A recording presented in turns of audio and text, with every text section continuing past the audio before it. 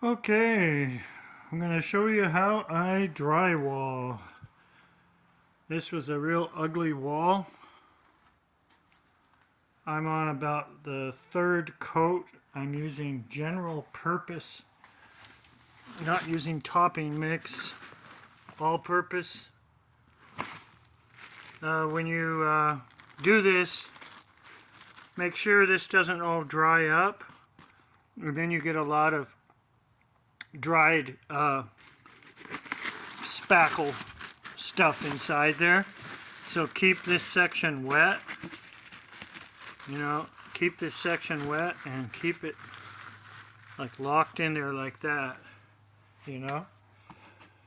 So now I'm going to do this how I like to do it, and probably a lot of people say I'm an idiot, but this is a good way to do it.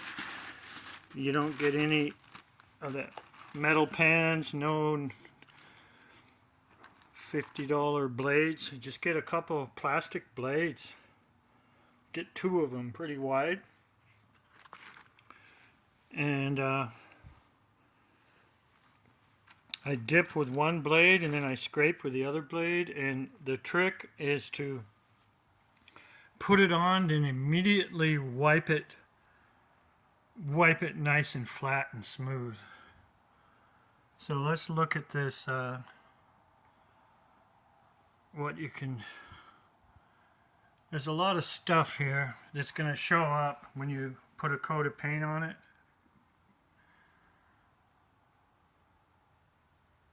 A lot of stuff down here. I sanded it with a pull sander, minimal. Do minimal sanding. And so I just, 5 minutes ago, I put on a coat up here, and this is the third coat. It's starting to look smooth.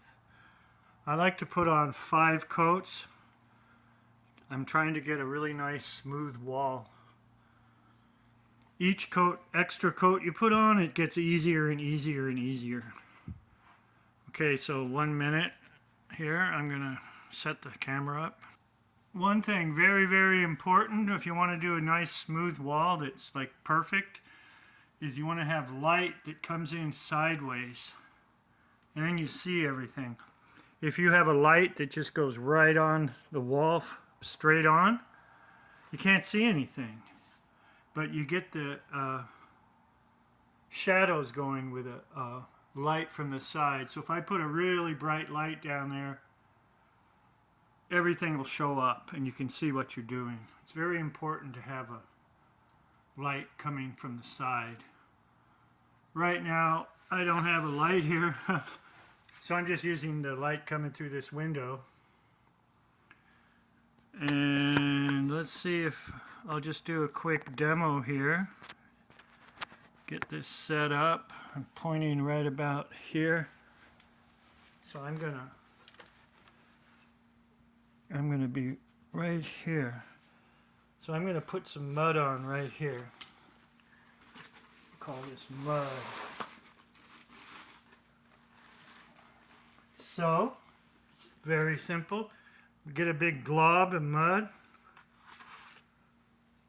put it on, scrape it clean on the blade you put it on with, and now within 10 seconds, within 5 seconds, wipe it quickly like that. See that? That come out? So you put it on, wipe it quick, and don't worry about anything. The next coat will be really nice, and the next coat after that will be really nice. And the secret is to wipe it immediately. Look at that. Do a nice smooth stroke. I like to go like this sometimes, kind of a curve action. Anyways, but that's it. So you put it on, wipe it immediately after. And there's a splotch I did here. I'm not sure how it's showing on the camera, but there's a splotch. Let it dry. Hit it with a sander, not too much, and then put another coat on. After 5 coats, it's pretty much going to be really nice. Then put some PVA paint made for drywall on there. Put it on nice and smooth, no drips, no nothing.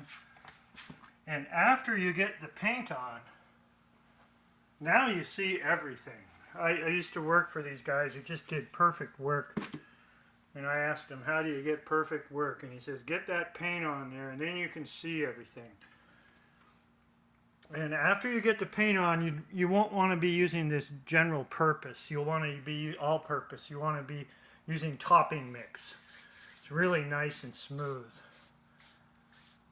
And then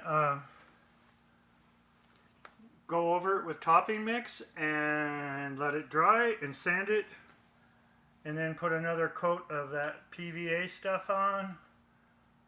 And then it should be good to put your final paint coat on. So I'll show you what I just did.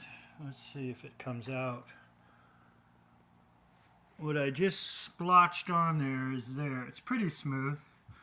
You can see something here coming through. But like I say, don't worry.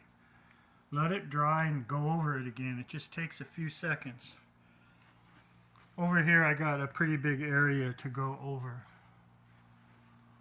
Overall it's looking pretty good here though. I'm always anxious to get the paint on. But generally it takes me 5 coats of this method using plastic blades. One blade is like your scraper blade and one blade's your wiper blade, I guess you'd call it. Over here it's pretty rough, so I'm going to hit that with a sanding block. And the frame of mind is to not worry about everything. Just do it, and let it dry and put another coat on. Let it dry, put another coat on. 5 coats, you should be fine. So there's a boring video for you. I ripped all this out, the ceiling. This used to be the Queensryche recording studio here in Bellevue, Washington. If any of you know the band Queensryche, they were really good. They had a couple guitar players, Michael Wilton, there's a guy named Gray, there's a guy named Chris DeGarmo. They had a really good lead singer, Jeff Tate. And this, I think, was their room where they did their showcases or something. Pretty big room here. And then this used to be 2 rooms in here, and they had all this sound insulation tacked up here. And this was divided, so probably they had the drums in here and something else in here. This wall's really crappy. I'm going to belt sand this weird drips. Anyways, this is going to take a few coats. But after 5 coats, you know, you pretty much got a smooth wall, and then it's easy. This wall, we had rats in here. It's pretty disgusting, and we're probably going to tear this whole wall out and then tear all the insulation out and come in here with a spray gun and just kills it all. Because you know what rats smell like? It's bad. And so, remodeling the Queensryche rehearsal and recording. It's right above the 60 acres soccer fields in Redmond, Washington. It's a beautiful place, this house. One of the guy's moms owned it, and they used it as a drop-in center for teenage runaway youth, apparently. Maybe that's what this was, part-time, I don't know. So, I painted all this. So that's what I'm doing. If any of you are wondering why I'm not doing free energy stuff, I'm still doing that. Down there, that little shed down there, that's my little workshop for free energy. I like to work on the porch, and maybe today I'm going to make a couple stator plates. But right now I want to do this.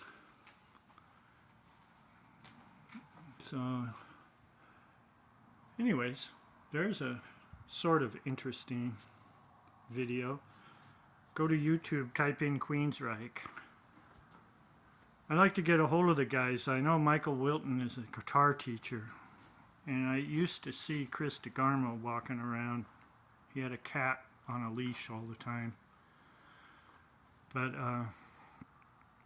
maybe they would like to come in here and have some jam sessions again or something. Probably not, but whatever. So, okay. Thank you for watching.